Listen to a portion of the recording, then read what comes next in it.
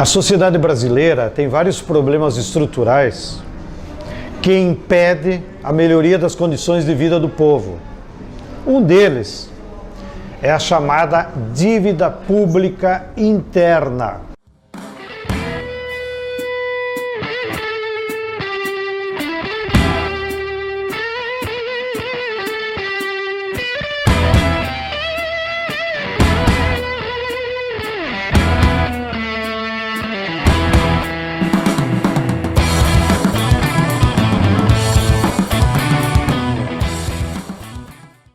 Eu entendo a dívida como sendo uma forma de escravização das pessoas físicas ou jurídicas que aceitam uma dívida. Então, assim, quando eu fui preso, eu estava lutando para a educação, melhoria da educação.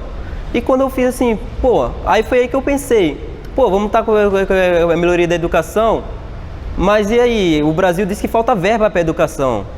Ué, mas onde está a verba? Eu me fiz a pergunta, mas onde está essa verba?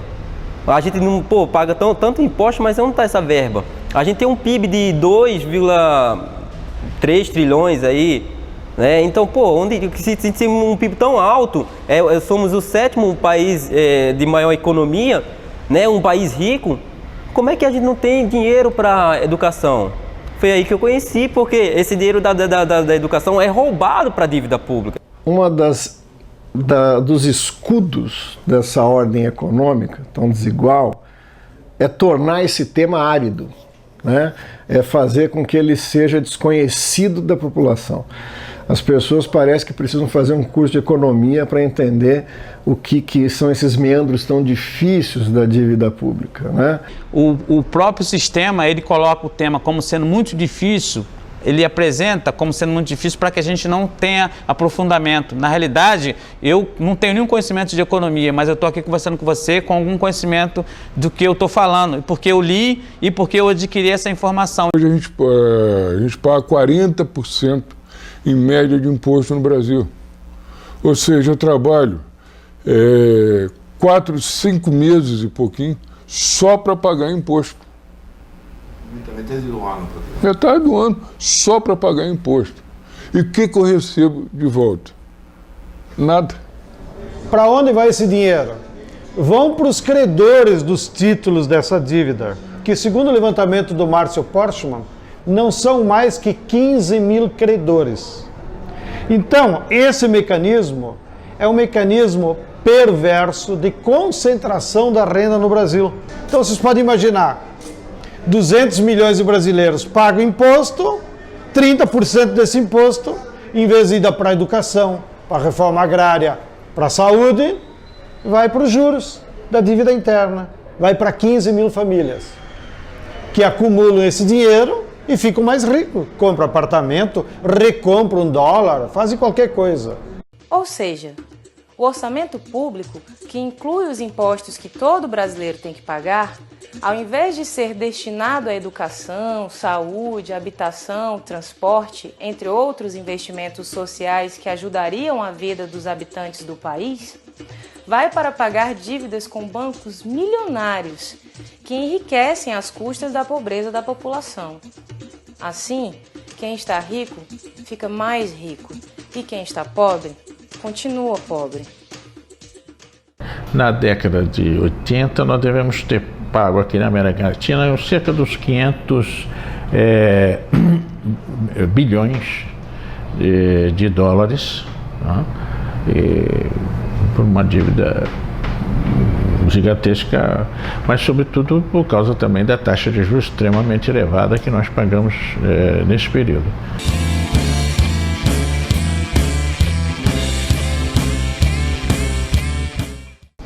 Acho eu que é impossível você tomar de volta qualquer dinheiro de banqueiro. Na minha conta corrente, volta e meia, eu noto que me roubaram alguma coisa. É difícil, eu acho impossível a gente recuperar isso de volta. Mas se a gente não tivesse essa dívida, e é verdade, quanta coisa a gente não estaria fazendo? Quando a gente vê aquele gráfico de pizza que está aqui na revista da Editoria Cidadã da Dívida, mais de 40% é serviço da dívida, para pagar juros. Mais de 40% é para você, então, engordar quem já está rico. Banco para dizer simples, o que é um banco? Um banco é uma instituição que empresta porque pegou emprestado. O banco é basicamente isso. É o que fazem as pessoas com esse dinheiro. Quer dizer, para que serve praticamente esse dinheiro? Não é? Quer dizer, Marx já disse uma vez numa nota de rodapé que se chegasse algum estrangeiro na Inglaterra, ficaria difícil explicar o que faz um banqueiro, né? Quer dizer, a gente pode explicar que um pedreiro constrói casas, a gente pode explicar que um médico cuida das pessoas quando ela fica doente, a gente pode explicar que um professor ensina coisas àqueles que não sabem. Agora, o que faz essa figura que se arvora a deter a maior parte da riqueza nacional, né? Além de andar de terno, jatinhos e voar para casa de helicóptero quando acaba o seu dia, né? Qual é a função que essa pessoa ocupa?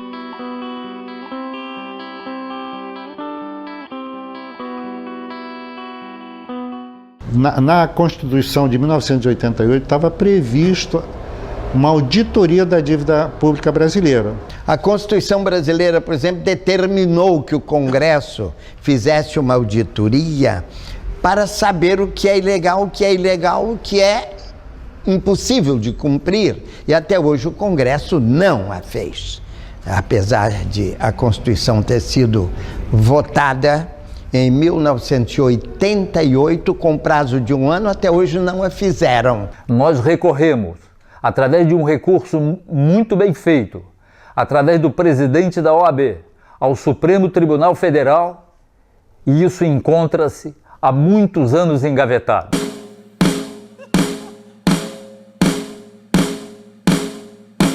Em 98 foi realizado um grande simpósio sobre a dívida externa em Brasília.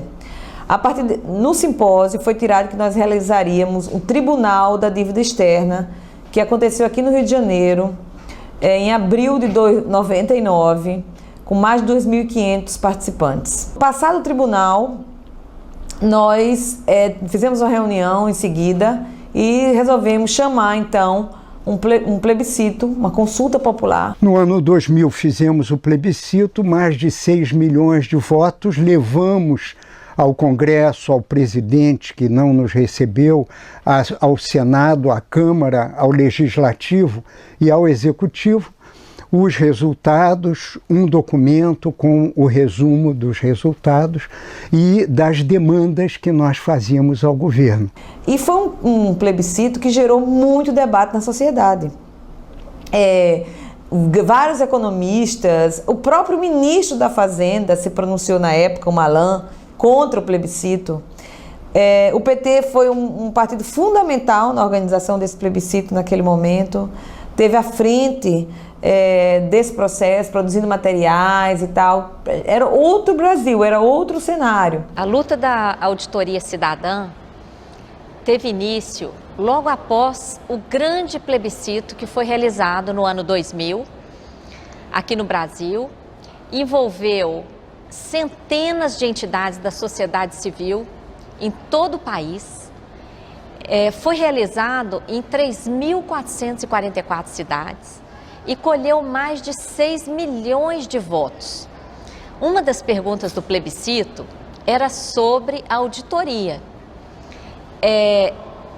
Então, a pergunta era mais ou menos nesses seguintes termos: você concorda em continuar pagando a dívida sem realizar a auditoria prevista na Constituição? Mais de 6 milhões de pessoas, Pronzato, responderam não. Ou seja, as pessoas queriam que se fizesse uma auditoria para que se soubesse que dívida era essa.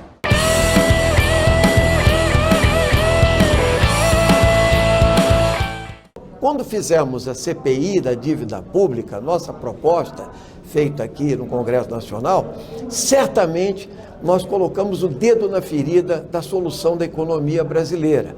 E, infelizmente, não foi possível passar o relatório inteiro, mas teve uma repercussão grande e nós levamos ao Ministério Público Federal um documento de quase 1.000 páginas analisando as ilegalidades, as irregularidades da dívida pública e mostrando que só uma auditoria da dívida, né, e o cancelamento dos contratos que são ilegais, irregulares e imorais, entende? Poderia arrecadar para o país uma fortuna, como foi feita no Equador, em que 70% da dívida foi cancelada depois de uma auditoria proposta pelo governo equatoriano e se economizou mais de 10 bilhões de dólares naquele país. Eu tive a honra de ser uma dessas pessoas nomeadas no decreto do presidente Rafael Correa. Fui para o Equador.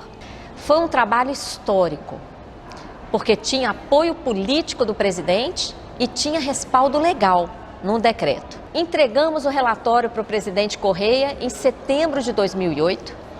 Com base nesse relatório, ele já suspendeu o pagamento dos juros que seria devido em novembro e dedicou todo esse valor para investimentos em saúde e educação.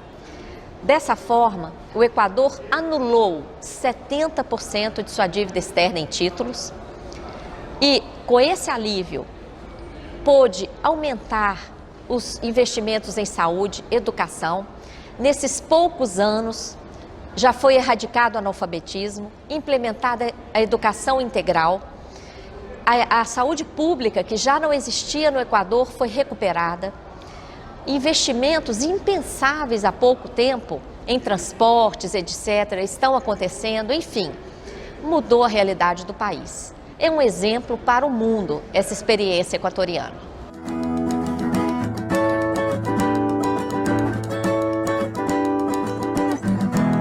Quando se fala em dívida pública, muitos se perguntam, né, que dívida é essa?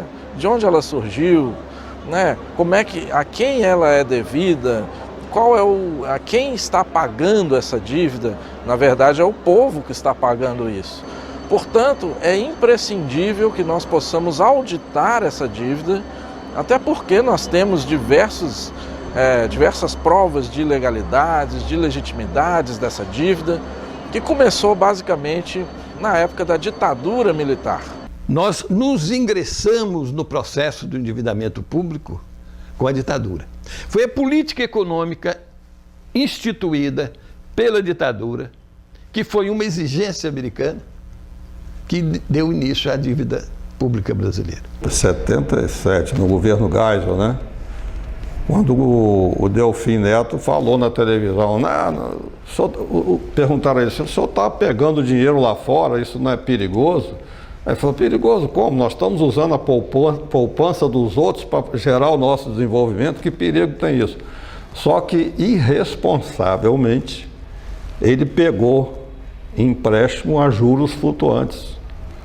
Pegou empréstimo a 6%, permitindo que a taxa variasse ao bel prazer dos Estados Unidos. E os Estados Unidos levou esse juro para 23% e quebrou o Brasil e todos os países latino-americanos. O projeto de Getúlio Vargas foi por terra. A importância das estatais está em que elas contribuem para que o governo tenha uma autonomia de gestão. Um país que todos os setores estratégicos estejam entregues aos estrangeiros, ele não consegue ter gestão sobre a sua economia. Nós não temos mais indústria de base. A indústria de base foi privatizada também, praticamente toda ela, a começar pelo aço. As nossas riquezas, que são imensas, não estão devidamente exploradas pelo povo brasileiro. Por exemplo, a nossa maior pauta de exportação hoje são os minérios. E nessa exportação o Brasil fica com 1% em média de royalty. O resto, 99%, fica para quem exporta. E são empresas multinacionais, porque a partir das mudanças da ordem econômica feitas em 95 pelo Fernando Henrique, as empresas estrangeiras tiveram 100% de acesso ao subsolo brasileiro. É a dívida que determina as privatizações, porque para onde vão os recursos das privatizações? Para pagar a dívida. O lucro das estatais, por que a gasolina aqui no Brasil é tão cara? Porque o lucro da Petrobras, a parte que está em mãos privadas, os acionistas recebem os dividendos. Mas a parte da Petrobras que ainda é pública, os lucros vão para pagar a dívida. Para a gente ter noção, agora mesmo, no ano de 2013, foi feito o leilão do poço de Libra, que foi vendido por 15 bilhões de dólares e esses 15 bilhões de dólares foi para ajudar juntar para pagamento de superávit primário. Então, foi vendido o petróleo brasileiro, né? Mas, ao mesmo tempo, esse petróleo, esse dinheiro é destinado para pagar a dívida. Nós não podemos continuar a conviver com uma funcionalidade da dívida pública que obedece apenas a essas exigências da manutenção de um modelo que sacrifica a nossa soberania, compromete a nossa indústria e, principalmente, abre condições de uma desnacionalização completa do aparato produtivo brasileiro. Nos últimos 20 anos de governo, de Fernando Henrique a Dilma, o governo destinou o pagamento de juros e amortização das dívidas de mais de 9 trilhões. 9 trilhões. E ao mesmo tempo que a gente pagou essa fortuna incalculável, a gente tem uma dívida de mais de 4 trilhões. Aí existe uma controvérsia, porque se eu paguei 9 trilhões, como é que eu posso estar devendo 4 trilhões ainda?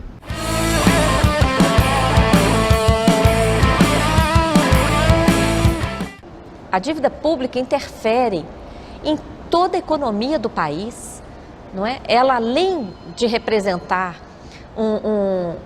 uma subtração brutal de recursos do orçamento a cada ano, ela ainda pauta a política econômica do país. A principal meta que nós temos hoje no nosso país é a meta de superávit primário. Toda a economia do país fica refém dessa meta. Nós não vamos conseguir resolver os problemas que nós temos de saúde, de educação, de transporte público, de moradia digna, de reforma agrária, se nós não suspender o pagamento dos juros da dívida interna, que hoje é chamado do superávit primário. O que é superávit primário? Todas as receitas do governo, todas as despesas, antes de pagar os juros.